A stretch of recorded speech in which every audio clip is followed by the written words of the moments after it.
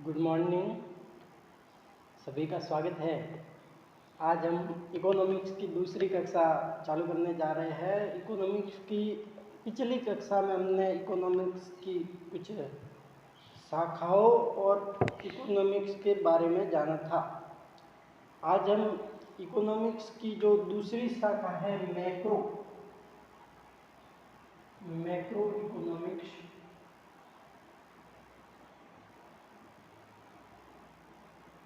इसके बारे में स्टडी करने जा रहे हैं। इसके बारे में पढ़ेंगे। मैक्रो इकोनॉमिक्स में क्या है, चीज़ों को समग्र रूप से अध्ययन किया जाता है और व्यष्टि अर्थशास्त्र में हम एक इकाई विशेष के बारे में अध्ययन करते हैं। तो मैक्रो इकोनॉमिक्स यानी कि समष्टि अर्थशास्त्र में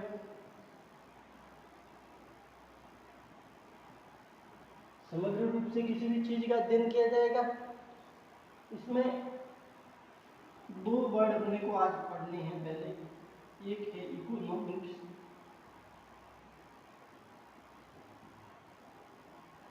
और दूसरा जो वर्ड है वो है इकोनॉमी। पहले हम इन दोनों में अंतर समझ लेते हैं। इकोनॉमिक्स का अर्थ होता है अर्थशास्त्र, यानी कि ये विषय है। अर्थशास्त्र क्या है? एक विषय है जिसमें हम विभिन्न आर्थिक समस्याओं का और आर्थिक क्रियाओं से संबंधित अध्ययन करते हैं। दूसरा अपने पास है जो इकोनॉमी, इसका मतलब होता है अर्थव्यवस्था।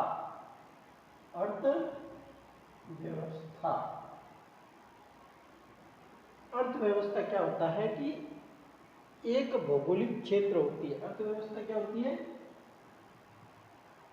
एक भौगोलिक क्षेत्र होती है जिसमें उपलब्ध, इस भौगोलिक क्षेत्र में उपलब्ध जितने भी संसाधन हैं, संसाधनों का उत्तम प्रयोग करते हुए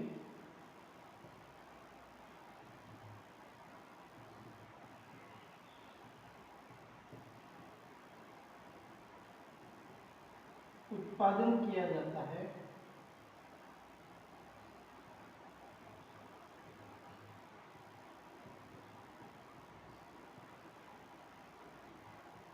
और उसी उत्पादन को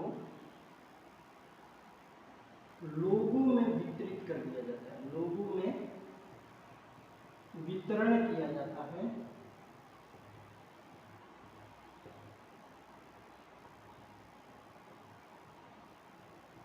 ताकि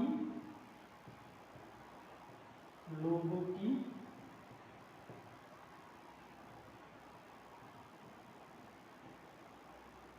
आवश्यकताओं की पूर्ति की जा सके,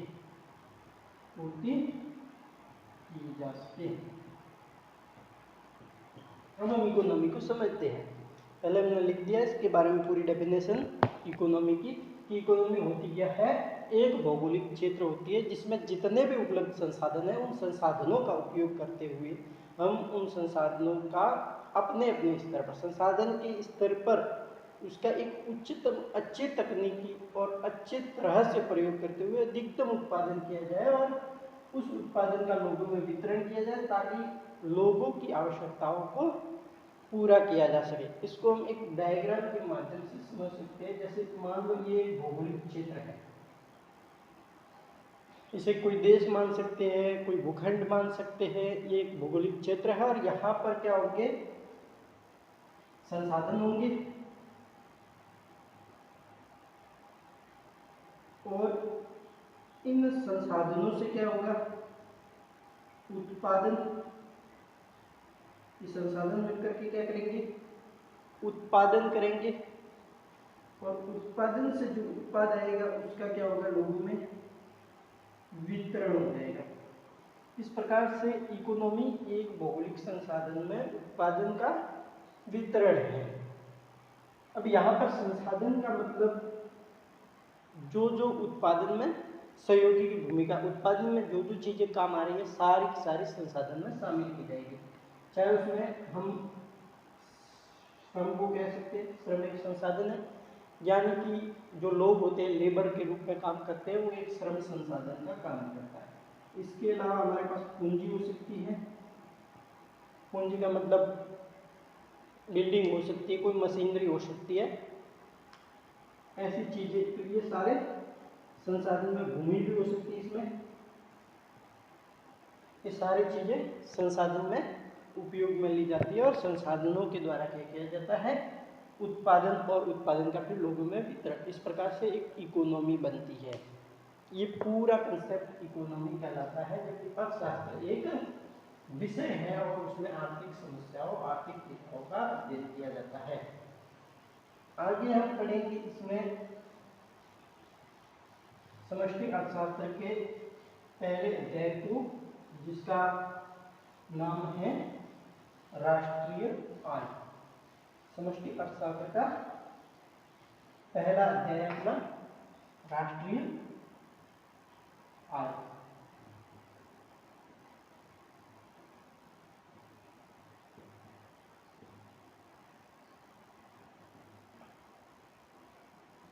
समष्टि अर्थशास्त्र का पहला अध्याय है राष्ट्रीय आय।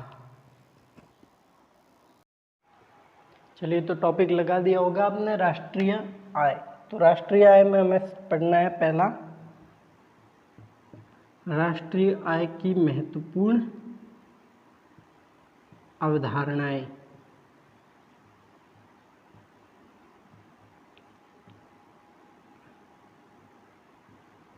राष्ट्रीय आय की जो महत्वपूर्ण अवधारणाएं हैं उनके बारे में हम पढ़ते हैं। तो इसमें आप पहला बिंदु लगा देंगे नंबर 1 करके, जिसको हम कहते हैं जीडीपी।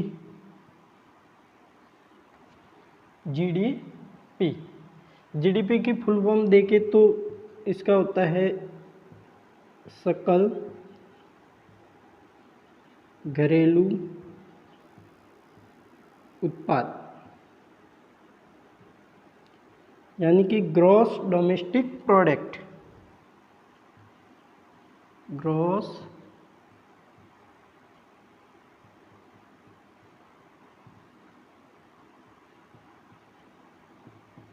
डोमेस्टिक प्रोडक्ट, ये होती है जीडीपी।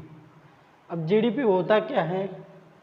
वैसे जीडीपी को हम देश की आय के लिए एक सूचकांक के रूप में देखते हैं कि किसी देश की आय या आर्थिक स्थिति कैसी चल रही है, इसका अनुमान हम अपने देश की जीडीपी के द्वारा पता लगाते हैं। तो जीडीपी होती क्या है, पहले हम समझ लेते हैं, फिर लिखते हैं। एक चित्र बनाते हैं।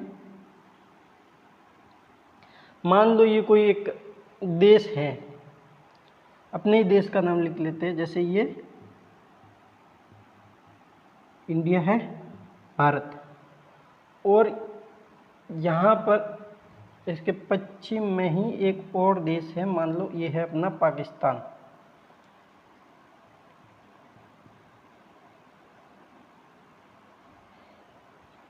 दो देश हो गए, पहला देश भारत, दूसरा पाकिस्तान। तो यहाँ पर जितने भी लोग हैं, जितने भी संसाधन हैं, उन सभी संसाधनों के द्वारा जितना भी उत्पादन किया जाएगा इस बाउंड्री के अंदर अंदर, इंडिया की बाउंड्री के अंदर अंदर भारत के लोगों द्वारा, या चाहे भारत में कुछ विदेशी लोग भी रह रहे हैं, जैसे यहाँ पर मान लो कोई पाकिस्तान की एम्बेसी है, या फिर यहाँ पर किसी और देश, चाइना की मान लो, पाकिस्तान की, चाइना की, तो इन लोगों के द्वारा भी जो उत्पादन किया जाएगा भारत की सीमा के अंदर रह करके, तो भारत की घरेलू आय में शामिल होगा और उसे सकल घरेलू उत्पाद के रूप में हम जानेंगे। यानी कि एक देश की घरेलू सीमा के अंदर, एक देश की घरेलू सीमा के अंदर उत्पादित समस्त वस्तुओं के अंतिम मूल्य का सकल रूप जो होता है, उत्पादित वस्तु सभी अंतिम वस्तुओं का जो योग होता है वो क्या होता है, जीडीपी होता है। इसकी डेफिनेशन हम एक बार लिख लेते हैं, चित्र से आपको समझ में आ गया होगा। अब हम इसकी परिभाषा लिख लेते हैं। तो लिखेंगे आप, एक देश की घरेलू सीमा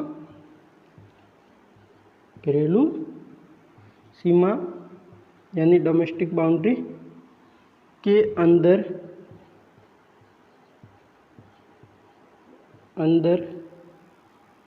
उत्पादित, एक देश की घरेलू सीमा के अंदर उत्पादित समस्त अंतिम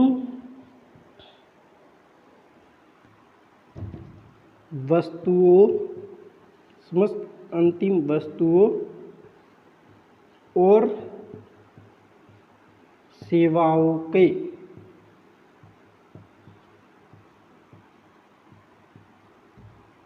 बाजार मूल्य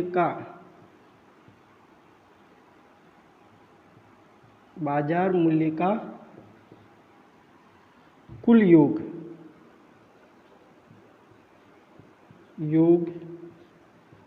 सकल घरेलू उत्पाद कहलाता है। सकल घरेलू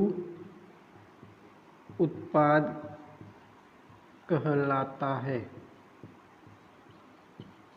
यहाँ पर अपने को समझना है कि एक देश की घरेलू सीमा, जितनी भी एक देश की बाउंड्री है, उस बाउंड्री के अंदर जो भी उत्पादन हो रहा है, उनमें हमने 2 वर्ड लिखे हैं, उनको आगे मैं समझाता हूँ। अभी देखिएगा, पहला जो वर्ड है अंतिम वस्तुओं और दूसरा है बाजार मूल्य। सभी अंतिम वस्तुओं और बाजार मूल्य का जो अंतिम वस्तुओं के बाजार मूल्य का जो योग होगा वो एक देश का सकल घरेलू उत्पाद कहलाएगा। अब अपने को शब्द पहला समझना है, वो है अंतिम वस्तु। अंतिम वस्तु क्या होती है?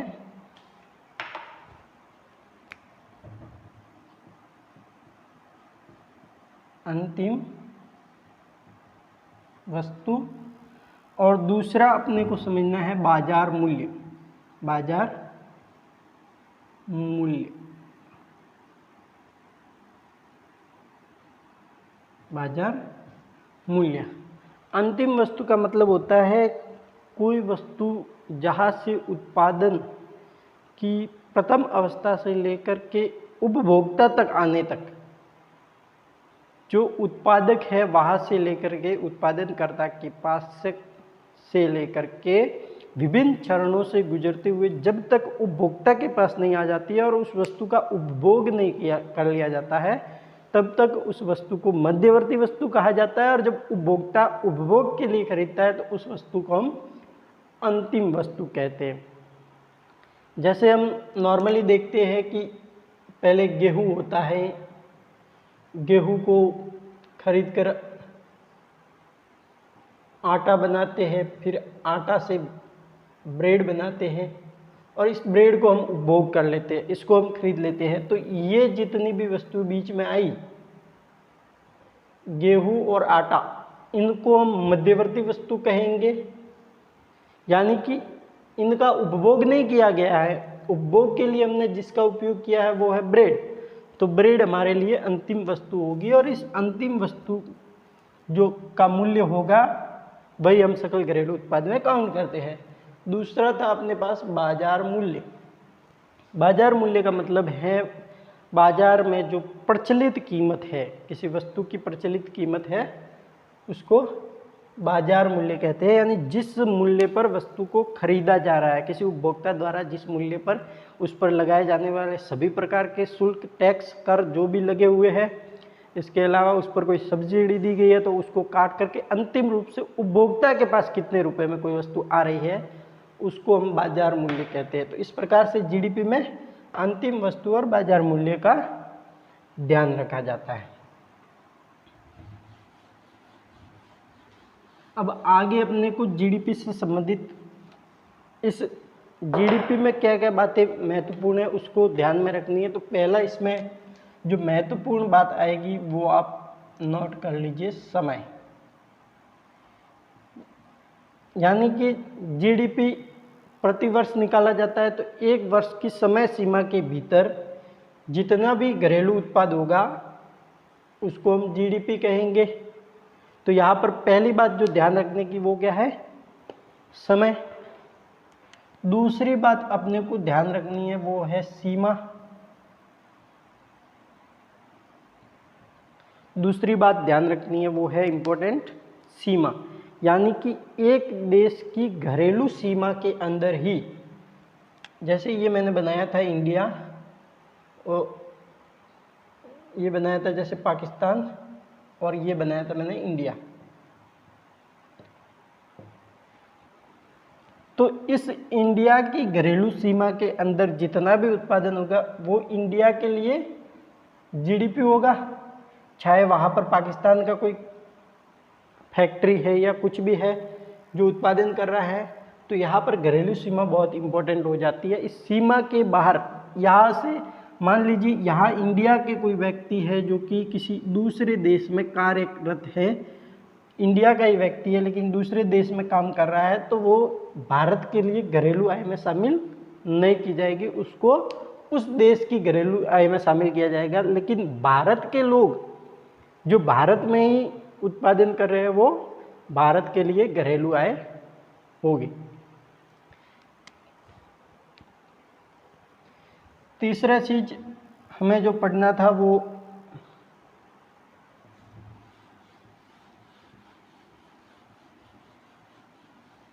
अंतिम वस्तुओं को ही शामिल क्यों करते हैं जीडीपी में। यहाँ पर हम सी पॉइंट ले लेते हैं, जीडीपी में अंतिम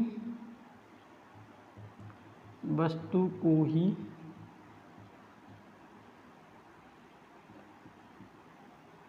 शामिल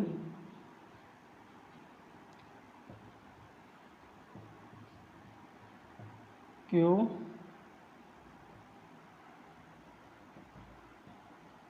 किया जाता है। ये प्रश्न बहुत ही इम्पोर्टेंट है कि जीडीपी में अंतिम वस्तुओं को ही शामिल क्यों किया जाता है। तो इसका एक मेन रीजन जो है वो है जीडीपी में अगर अंतिम वस्तुओं को शामिल नहीं किया जाए तो वहाँ पर एक आर्थिक समस्या उत्पन्न हो सकती है, उसको दोहरी गणना कहते हैं, दोहरी गणना। तो हम इसका उत्तर लिखेंगे दोहरी गणना से बचने के लिए।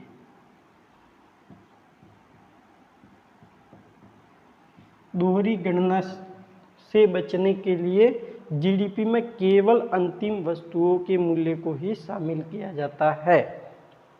अब ये दोहरी गणना क्या होती है इसको हम एक बार देख लेते हैं।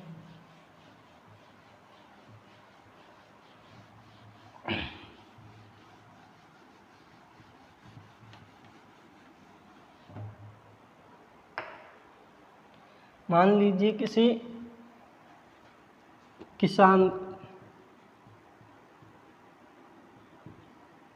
इस किसान के पास 100 रुपए के गेहूं थे।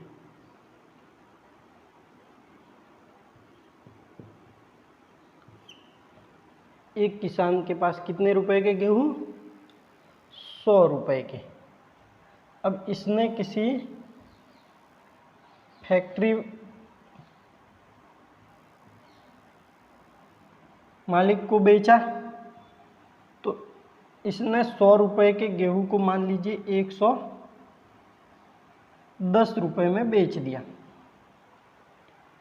110 रुपए में बेच दिया।